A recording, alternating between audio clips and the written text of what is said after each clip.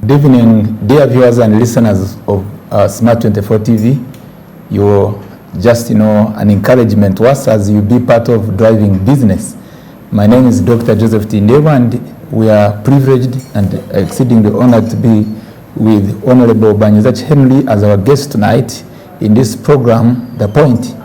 And in this program, The Point, we start this week with an analytical point of view to bring to you a topical discussion referring to evaluation of Uganda's transport and trade sector for economic stability. We are in the days from time to time where we are expected of looking at different sectors that propel economic stability and the growth of the economy. And in our discussion, we will be very much interested to look at the current state of the transport system and the railway system and others which may not be so much utilized by those who are in the business sector. And we are referring to the road system and the railway, being aware that we have also the water system, water transport system, and the airline.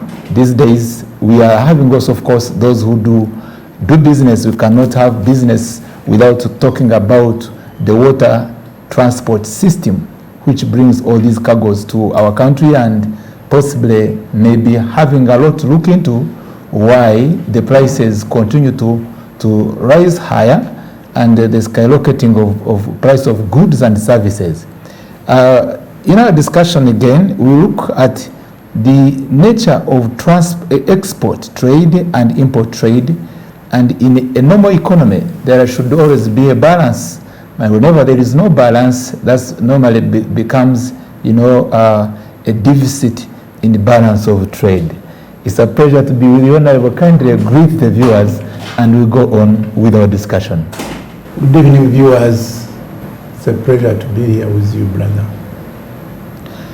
Yeah, Honorable, as I was introducing our topical discussion, we are interested to see the economic progress, the economic stability of Uganda. But the reports which just in a brief introductory remark that I've come across that was given by the Embassy of Uganda in Washington, 2020, ranks our per capita to still be at a rate that indeed not all that encouraging as we continue to aspire for a higher level. It was reported that our per capita of this country is at 2,498 USA dollars. Then the GDP, by the then time, the USA dollars, it was at 97 billion USA dollars. Of course, when you compare to the middle income and first world countries, a lot is desirable to be looked at.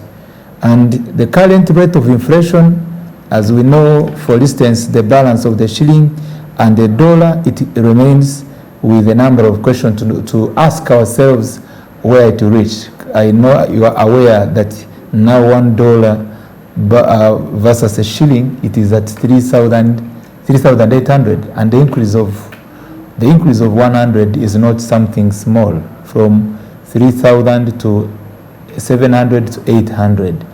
And we know all these factors are attributed to if the trade sector, if it is not doing well in the country, we tend to decline in terms of our economy.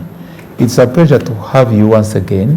Kindly give us the package that can give us the insights into this, maybe to enable policy makers outside there and the Ugandans who need to get the information to know how we can make a better step for our country's economic progress. Thank you very much, Doctor. As our topic of the day stands, the evaluation of Uganda transport and trade sector for economic stability. In evaluating this sector of transport, it is very, very important to know that the cost of transport factors in the cost of trade, and transport facilitates trade. So we I will be looking specifically, I will specifically focus what should be done that facilitates trade in Uganda and to make the cost of doing business better and cheaper. You realize that the mode of transport, the main mode of transport in Uganda is by road. All our cargo as we speak now is by road, most of the cargo. We used to have the railway, but the railway declined. One can maybe say it is in limbo. And because of the road transport, the cost of transport from the coast, from Mombasa to Kampala, the freight from Mombasa to Kampala, to Arua, to any corner of Uganda using the road transport. Road transport is the most expensive mode of transport. Had we used other mode of transport like railway, the cost would go down by almost 40%. So the only way we can do as Uganda to revitalize the trade through transport is to revitalize the railway transport. As you know it very well, when railway we have two entry points, two ports. We have Mombasa, we have Dar es Salaam. There was a proposal for Lamu. So, but down the road currently we only have 252 kilometers of the network which we used to have before, and that is comprised of 20%. The kilometers usable now in Uganda is 252.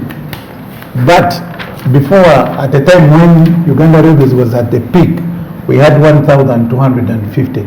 So as of now, we are using 252, 20%, which means we have lost 80%. The business has shrunk by 80%. And we are talking about it, and we are talking about 25 years in 2006. And at the time when we had a concession with the RBR consortium, at that time, our tonnage was 840,000 tons and shrunk to 600 tons when you got the consortium of RBR. But by the time they left, it had gone. When the contract was terminated, the tonnage had shrunk to 200,000 tons per annum. Meaning most of the cargo coming in Uganda is coming by road. If it comes by road, you are having delays, you are having the cost of doing business, which is very high. So Uganda Railways Corporation as mandatory to revitalize the transport sector, to do trade, we have to do the railway transport. Yes. The freight, we have to do railway transport.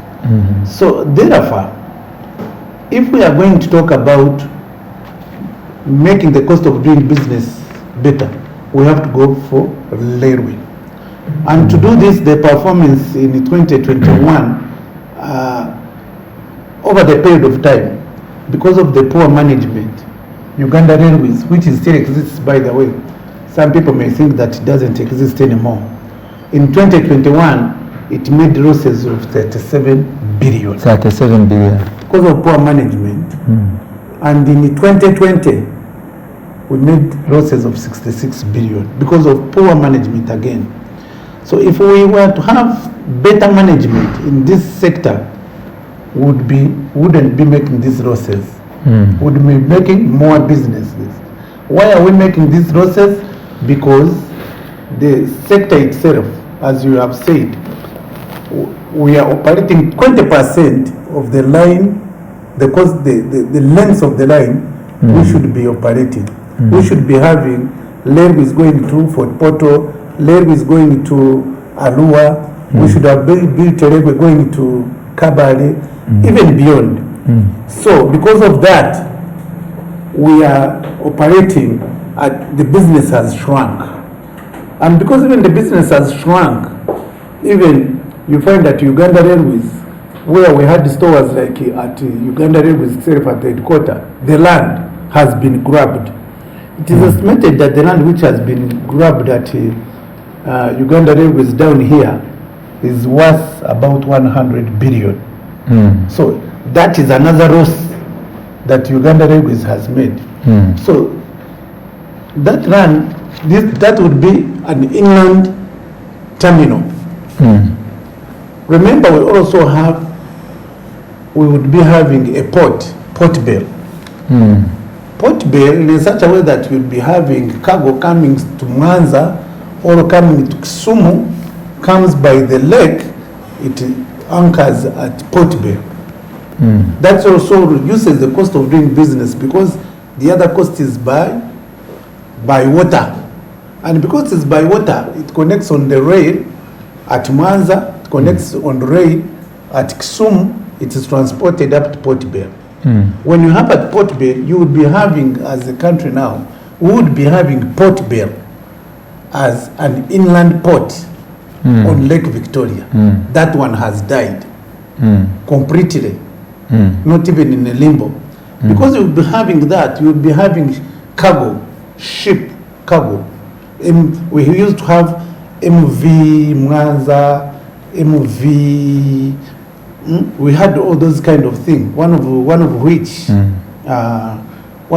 I think it sank. So we are not even utilizing direct transport on Lake Victoria. So if we were to do that also, it would bring the cost of doing very, very, very low. And because once you do that, the cost of business, if it goes very low, definitely you are sure of what? The doing of cost of business. You realize that much as we are talking about the economy is shrinking, but the cost is, the economy is shrinking because of the high cost of doing business. So once the economy becomes the way it is now, you have to devise means of bringing the cost of doing business down.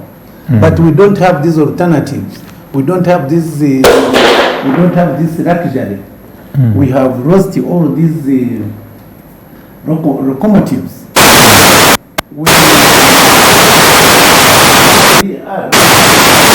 RVR took over this contract again, as we are saying. Some of the wagons were intercepted. Under that kind of mechanism, we are made a loss of $50 million.